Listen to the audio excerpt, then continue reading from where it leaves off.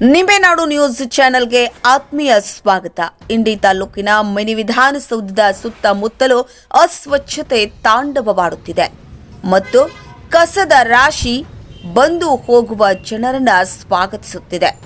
ಹೌದು ವೀಕ್ಷಕರೇ, ಸಾರ್ವಜನಿಕರಿಗೆ ಎಲ್ಲಾ ಸೌಲಭ್ಯ ಒಂದೇ ಸೂರಿನಡಿ ಸಿಗಲಿ ಎಂದು ಎಲ್ಲ ಸರ್ಕಾರಿ ಕಚೇರಿಗಳು ಒಂದೇ ಕಡೆ ನಿರ್ಮಿಸಿ ಅದಕ್ಕೆ ಮಿನಿ ವಿಧಾನಸೌಧದ ಸ್ವರೂಪ ನೀಡಿ ತಾಲೂಕಿನ ಮಿನಿ ವಿಧಾನಸೌಧ ಎಂದು ನಾಮಕರಿಸಿದ್ದು, ಈಗ ಇಲ್ಲಿ ಈ ಮಿನಿ ವಿಧಾನಸೌಧಕ್ಕೆ ಬರುವವರೆಲ್ಲರೂ ಪ್ರಜ್ಞಾವಂತ ನಾಗರಿಕರೇ.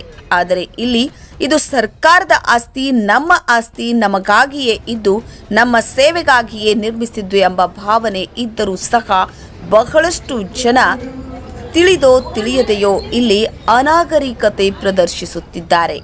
ಈ ದೃಶ್ಯಾವಳಿಯನ್ನ ನೋಡಿದರೆ ಏನು ಹೇಳಬೇಕು ಎಂಬುದು ತಿಳಿಯದಾಗಿದೆ. ಸ್ವಚ್ಛತೆಯ ಕಡೆ ಗಮನವೇ ಇಲ್ಲ.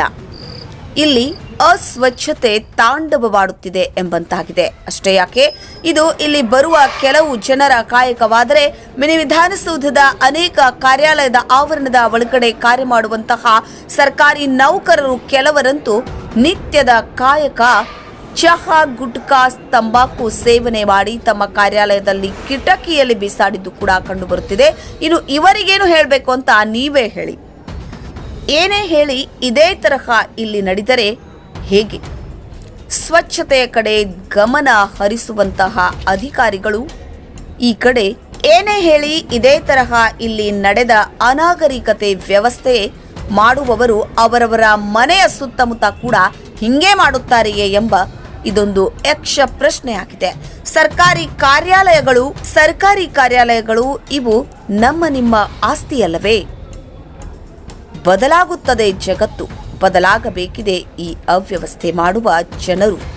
ಇದೇ ಆಶಾಭಾವನೆಯೊಂದಿಗೆ ಅಧಿಕಾರಿಗಳು ಎಚ್ಚೆತ್ತುಕೊಳ್ಳಬೇಕಾಗಿದೆ.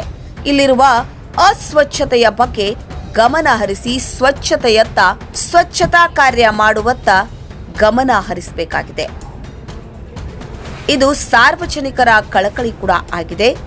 ಇದು ನಮ್ಮ ನಿಂಬೆನಾಡು ನ್ಯೂಸ್ನ ಸಾಮಾಜಿಕ ಕಳಕಳಿ ಕೂಡ ಆಗಿದೆ.